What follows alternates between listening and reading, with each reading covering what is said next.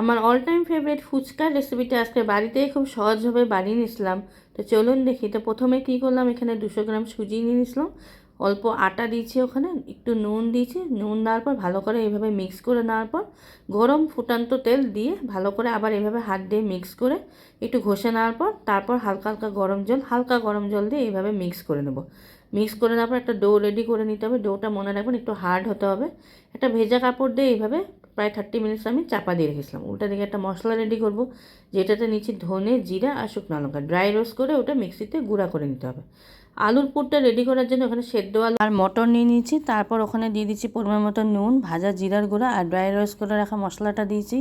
2 চামচ দিয়েছি কাঁচা লঙ্কা বাটা, একটু লঙ্কার গুঁড়া দিয়েছি, সামান্য ধনেপাতা কুচি দিয়েছি আর একটু দিয়েছি ব্ল্যাক সল্ট। সব কিছু দিয়ে ভালোভাবে মেখে রেখে দিয়েছিলাম। তারপর উল্টা দিকে তেঁতুলের জলটা রেডি করবো। তো তেঁতুলের পাল্পটাকে আমি এইভাবে আধা ঘন্টা একটু গরম জল দিয়ে ভিজিয়ে রেখেছিলাম বের করার জন্য। তো তারপর ওর মধ্যে 2 কাপ জল দিয়েছি, পরিমাণ মতো নুন দিয়েছি, ওখানে লঙ্কার গুঁড়া দিয়েছি, একটু ভাজা মশলাটা দিয়েছি, একটু চিনি দিয়েছি, সামান্য দেবো এবার ধনেপাতা কুচি আর চাট মশলা। এইভাবে গুলে নেওয়ার পর 2 চামচ দিয়েছি কাঁচা লঙ্কা বাটা আর সামান্য লেবুর রস চিপে লেবুটাকে এই তেঁতুলের জলের মধ্যে এখন রেখে দেবো। উল্টা দিকে ডোয়ের থেকে লেচি কেটে এইভাবে রুটির আকারে বেলে যে কোনো একটা ঢাকনা দিয়ে এইভাবে প্রেস করে ছোট ছোট ফুচকার শেপে আমি বেলে নিয়েছিলাম। পাতলা করে বেলে নিতে হবে। তো যেগুলো আগে বেলেছি ওগুলো উঠিয়ে এইভাবে ফুটন্ত তেলে আমাদের ফুচকাগুলোকে ভেজে নিতে হবে। একটু ফুললেই উল্টে পাল্টে হালকা লাল হলে এইভাবে নামিয়ে নিতে হবে। তো এইভাবে কয়েকটা ফুচকা আমি ভেজে নিয়েছিলাম। তো এখন আমি পুর ভরাবো।